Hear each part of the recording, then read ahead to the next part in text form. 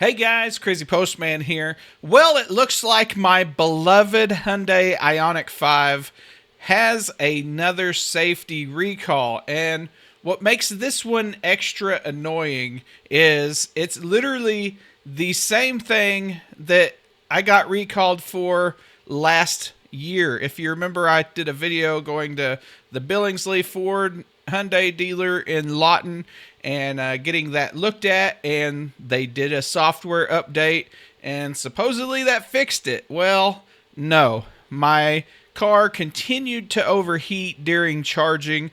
I've made several videos about it overheating over last year, and even after the update, it continues to overheat. I filed a few complaints to NHTSA. I guess that's what you say. National Highway Safety, what's it called? Yeah, NHTSA, whatever it's called. But I filed a few safety complaints through them. I'm like, look, this is overheating. It doesn't seem safe for this to be happening. I had the recall performed already, and I didn't hear anything back from them, but I assume they took my report. And lo and behold, here in March 20th, we have another active recall. Now, the funny thing about this recall is Carfax beat them to the information by a few days. I got an email from Carfax saying, hey, your car has a recall. I'm like, what? I didn't know this was going to happen. And I opened up my app. It didn't say anything. I went to the Hyundai website. You can see here, I searched and it didn't say anything. I went to the NHTSA website and it didn't say anything at the time. So what I assumed at the time was they were just making this recall at a higher severity level than the voluntary one last year where I did the service update. I just assumed I already did it, so I wouldn't be involved. But lo and behold, today I checked again, and now Hyundai says I have a safety recall campaign on my car. I rechecked the National Transportation Safety Highway, whatever it is, and I have a recall on there as well now. So let's go ahead and read this recall. I'm not sure why we're doing it again because it is literally the exact same thing that I had done before.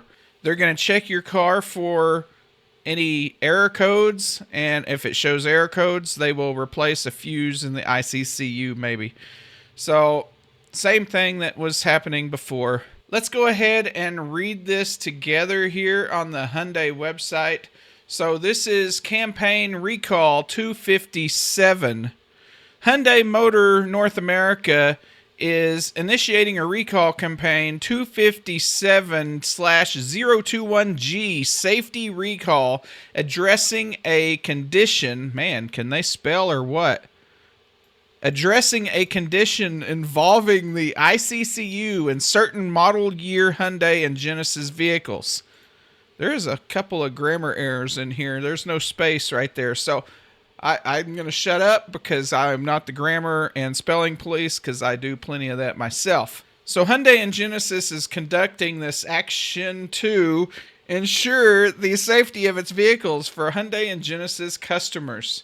The subject vehicles are equipped with an integrated charging control unit, ICCU. So we know that word. We've heard it quite a bit over the last couple of years, which charges the vehicle's 12-volt auxiliary battery and powers low-voltage vehicle accessory equipment.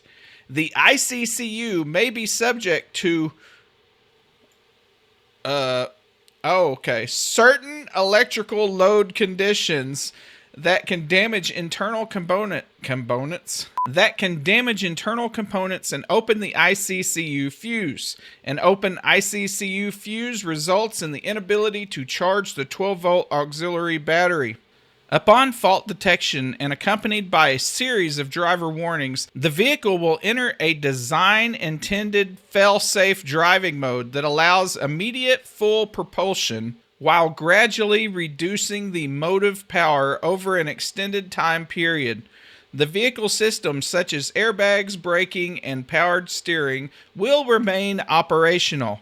If the vehicle continues to be driven an extended distance in fail-safe mode with the malfunction indicator lamp illuminated and warning messages on the instrument cluster, the vehicle could eventually lose all motive power, potentially increasing the risk of a crash. What is the remedy for this situation, you might ask? There is none, for real, but here's what Hyundai's going to do. All owners of the subject vehicle will be notified by first-class mail with instructions to bring their vehicles to a Hyundai dealer or Genesis retailer to have the ICCU software replaced. Okay, so they think they're going to fix this with software still. If necessary. So you don't even get a software update every time. They're only saying if necessary.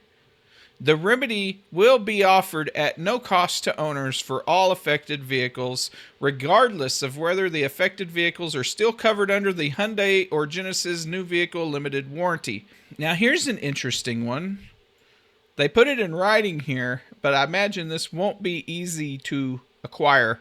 Additionally, Hyundai Genesis will provide owners of affected vehicles reimbursement for out-of-pocket expenses incurred to obtain a remedy for the recall condition in accordance with the reimbursement plan submitted to NHTSA on February 22nd, 2024. Here on the NHTSA website, it basically says the exact same thing I just read.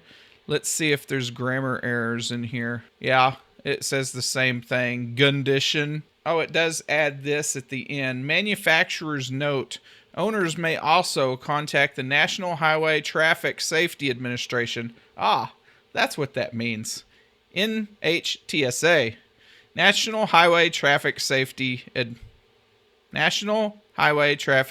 Administration. Oh, let me get out the old radio announcer voice.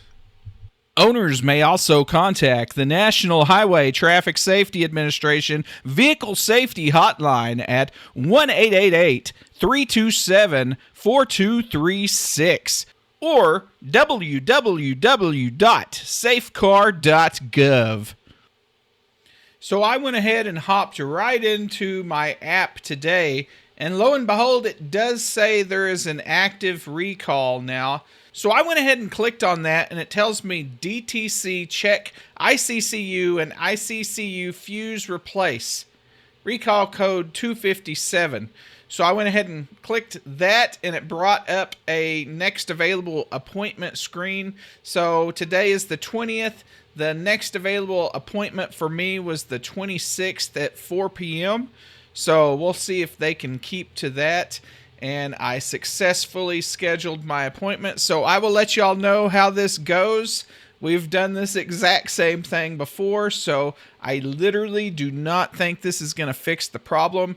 My car charge port is still overheating currently. I cannot charge at 40 amps. If I do, depending on the outside temperature, after a varying amount of time, usually within 20 minutes to an hour, it will overheat and quit charging. Now, I can lower the amperage and it will continue to charge, but, you know, I bought a car that's supposed to charge at 48 amps.